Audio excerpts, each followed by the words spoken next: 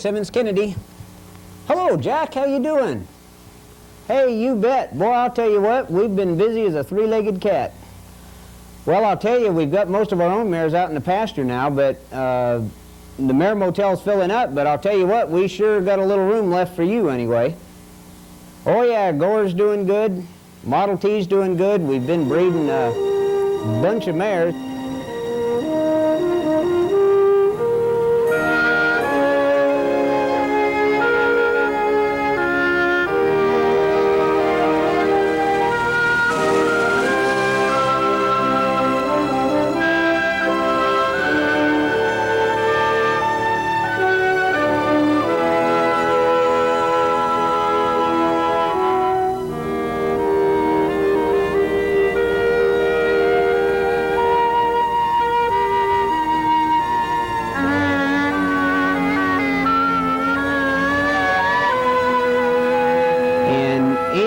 That has produced two national champions, or a national and world champion, is sure the kind we're interested in breeding.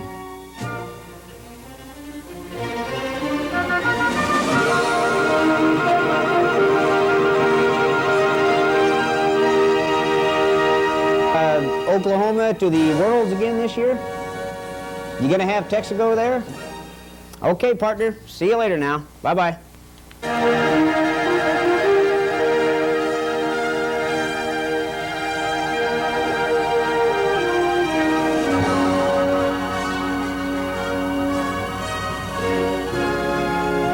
Goer, a national champion. He's quite a horse. You know, if I had a horse like Goer, that'd sure make me want to get into the horse business. And Tom, that brings up a question. You know, how does one get started in the horse business? Well, you know, there's a lot of different ways. A lot of the people we deal with, it seems to start with the children. You know, the husband and the wife live in town, and their daughter most generally wants to get a horse to go ride. And so she goes off to the horse shows, and pretty soon the father is thinking, well, gosh, maybe I better go see how she's doing. So he goes to the horse shows, and you know the next thing he gets caught up in it. He does. I'll tell you what, you see these fathers up there rooting for their daughters and their sons, and out in all the performance deals. And pretty soon he's kind of looking for a way that he can kind of contribute, kind of do something, and the next thing he's trading in the car for a pickup truck, and he's buying him a horse trailer, and then he starts watching the halter horses. You know, that's when the guy just leads the horse in the ring and stands there, and he says, well, gee, I could probably do that, or maybe I could even raise one. So the next thing he does is he starts looking for a broodmare. And that's when we start getting involved with him, because us being in the breeding business, he brings his mare out and wanting to breed her and raise a foal of his own. So it kind of becomes a family ordeal. You know, the daughter's generally riding, and then the father, he kind of gets involved, and the next thing you know, he's looking forward to the weekends to go to the horse shows. And then he puts on his blue jeans and his cowboy hat and his boots and goes out to the show, and he gets away from all of the stuff that he normally does. And I think the great part of that is the diversion that he's looking for. Well, raising horses, then, Tom, is a heck of a way to also raise kids. Absolutely. You know, we found that we deal with a lot of the youth, and you find that these kids are so involved in what they're doing.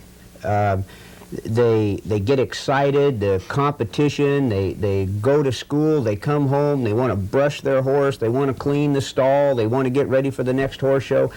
And, you know, it just seems like they don't have time to get into all that trouble, hanging around or whatever kids do after school, because they're always too busy. It's just a real good, healthy atmosphere for any family to be involved in. Raising horses, then, is also a heck of a way to raise kids. Tom, I couldn't help but noticing all the young people that you have here at your ranch, and I was very impressed with them. And getting into, say, the horse business, and it is a business to you now, how did you first get started?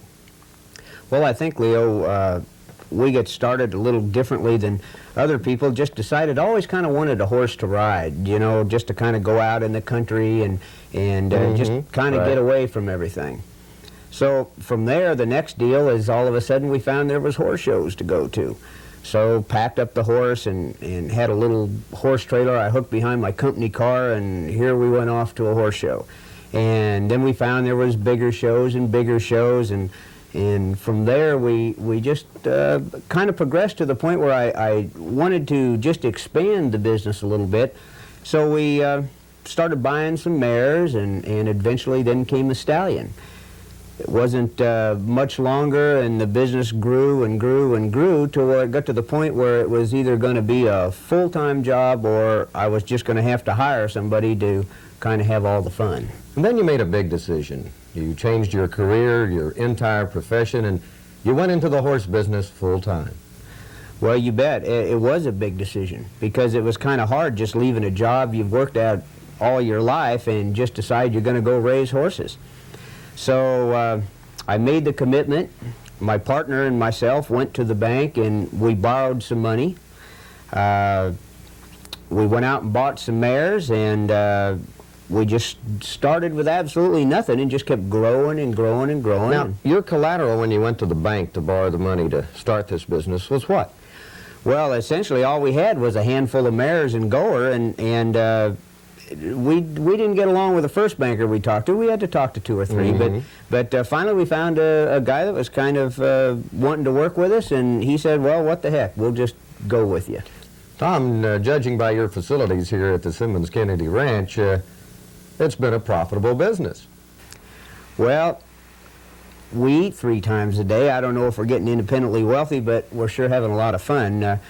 We've built this ranch from absolutely nothing. We started here 3.5 years ago with it was just a wheat field. We cleared a little place, made a building, and we've just kind of expanded and expanded and expanded. And everything you see here on the ranch, Leo, is absolutely been built with horse money. It's all started from that original loan. We've built it, we've made it grow, and we have no outside source of income. This is all we do for a living.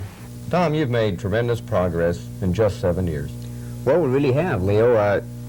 7 years ago we started with a dream and an idea to get in the horse business, do horses full-time as a living, is just something we've always wanted to do. But it hasn't been without a lot of hard work. 7 years ago we had basically 1 stallion and 2 or 3 mares, and it's been a matter of a lot of hard work, long days, a lot of sacrifice, and it's the same as in any job. If it doesn't matter what you're doing, if you really love it and you're willing to spend the time, you're going to progress, and hopefully that's what we've done.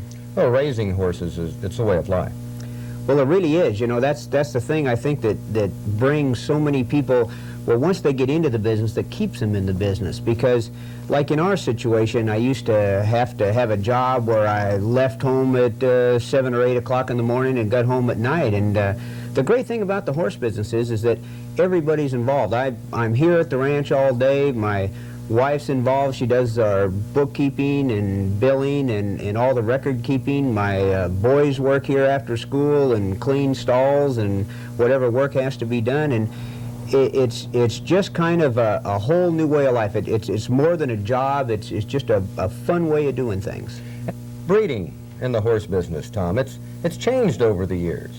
Well, it sure has, Leo. Not only have we changed the kind of horses we're breeding for these days, but we've changed the methods in how we breed them. Years ago, the only way we could breed mares was on a live cover. Today, we've through the help of a lot of universities like Colorado State, and they've offered short courses on artificial insemination.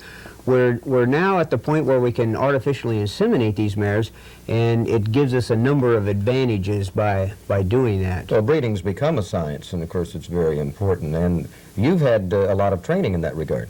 Well, I have, not only just through practical experience here in the ranch, but I went to Colorado to take their artificial insemination course. Our ranch manager's also been there, so we have more than one person that can do the AI work here on the ranch. Well, horses have become more valuable too, and this is a way of, I would imagine, protecting and the safety of the horses so they don't get injured. Well, absolutely, Leo. It doesn't only protect the stallion from injury of being kicked or whatever, but it also protects the mares. And not only that, because horses have become more valuable and the horse business in general has become so much more sophisticated, we need to find ways to be able to breed more mares to a real valuable stallion. And artificial insemination allows us to, instead of maybe breeding 30 mares in a year, you can breed 50, 150, or whatever numbers you select to choose. Into a mare like Goer for a season, what would be a normal for Goer doing a breeding season? Well, on Goer, Leo, we limit Goer's book. We only take 50 outside mares, so we breed 50 customer horses every year plus our own. That's tremendous. So artificial insemination. Now, how successful is it? Well, it not only now has all the advantages we talked about, but it also increases your live foal percentage by about 10%. So not only does it allow you to breed more mares and more efficiently and saves time, but it also gives you a higher foal percentage at the end of the year each year. And you could have gone into any horse breed that you wanted to, and you chose Appaloosas. Why? Well, it's kind of interesting because in the beginning, when you're just learning about horses, and you know, you don't really know a whole lot, but it's the unusual color patterns that really attract you to the Appaloosa. You never see two alike. Every time you breed a mare, it's just kind of like hunting Easter eggs. You know, it's a new deal every time, and that part it really keeps a lot of people in this business, and really keeps us interesting because every foal you have is totally unique. You're never going to see another one exactly like it. And that's what starts people going, and then later as you become more and more involved in the Appaloosa horse, you start getting more interested in combining that color with the quality. And that is when you start becoming a professional horseman. Well, of course, the color, and it is tremendous in an Appaloosa, the beauty of an Appaloosa. And, of course, we have a horse, or you have a horse named Goer that has just a tremendous blanket of spots. So what was it like when you first saw him? Well, I'll tell you, it was really kind of an exciting thing. It's hard for me to explain. I wasn't really out to buy Goer at the time. I simply had a mare up being bred to a sire, Go Bay Go. And I was standing there, and all of a sudden Goer ran across the pasture. And he had that pretty head and the big eye and that presence, and when I saw that horse, that was it. I knew I had to own him. Well, in the Appaloosa industry, as you go to shows and national and worlds, you hear people say, there's the Goer look, and your Goer look has gone all across the country and around the world with the breeding you've done. Tell us, you started it, what's the Goer look? Well, it's funny that you mention that because it is kind of a term that's being used, and when you see a Goer foal or when somebody calls me and they say, Tom, we just had a brand new Goer baby and he's got that Goer look, and what it is the same look that I saw in Goer when I first saw him. It's that presence that just stands out. It's the difference of making a horse an outstanding horse and a great horse. It's the pretty head, the big eye, the long lean neck, and just that pretty fluid way of moving. And Goer sires out on his foals with just a tremendous consistency, and it's just kind of been commonly called now is the Goer look. Well, the Appaloosa breed is growing, and there's over 400,000 Appaloosas that are registered now. What's the future of the Appaloosa as a breed, in your opinion? Well, in my opinion, of course, the breed's been great to me. I enjoy it. I enjoy the people in it. But the breed as a whole is really on the move, Leo. If I could advise somebody today to get involved in a breed association, I can honestly say the Appaloosa Horse Club and the Appaloosa Horse is at this point in time on the fastest gaining move it's been in from the history, the initial start of the breed. We have a set of directors, we have organization now in our club where they're putting the promotion, they're putting the drive behind the Appaloosas, and today if a guy wants to invest some money and be looking for a return on it in a year or 18 months down the road, I can't think of a better place to put your money than today in the Appaloosa Horse. And that brings up a question, being successful in the horse business, what other advice would you give someone that's going to start, into the horse business? What would be the one thing he should look for? Well, that's kind of an easy question because I've answered that question a number of times. People come to us and some of them have been in the horse business a long time and some are just brand new at it. But they say, Tom, what can we do? What's the magic formula? And there's no easy answer, but if you can answer that in one word, it's quality. You can't replace, there is no substitute for quality. So my advice to you or to anyone, to buy the very best horse you can afford. If you're looking for a horse for your child, don't sacrifice a few dollars to get one that's not fitted for your child. Try to find the very best one that's going to suit your son or daughter. And if you're looking for a halter horse, you want to buy the very best horse possible that's going to show for you. But when he's all through showing, you can take, if it's a mare, you can use it in a breeding program. If it's a stallion, you can use it in a breeding program, and it'll continue to work for you down the road. So quality is there's no substitute for quality. We find people year after year, they come to the ranch, they buy horses, and maybe one year they have $1,500 or $2,000 to spend, and they buy the very best horse they can for that amount of money. And they have a little fun with it, and they save, and they come back the next year, and they've sold that horse, and hopefully at a profit, they've added a little bit to it, and we bought a better horse for them. And eventually, pretty soon, these horses are working for you, and they're making you money instead of you out there doing them extra jobs to pay for the horses.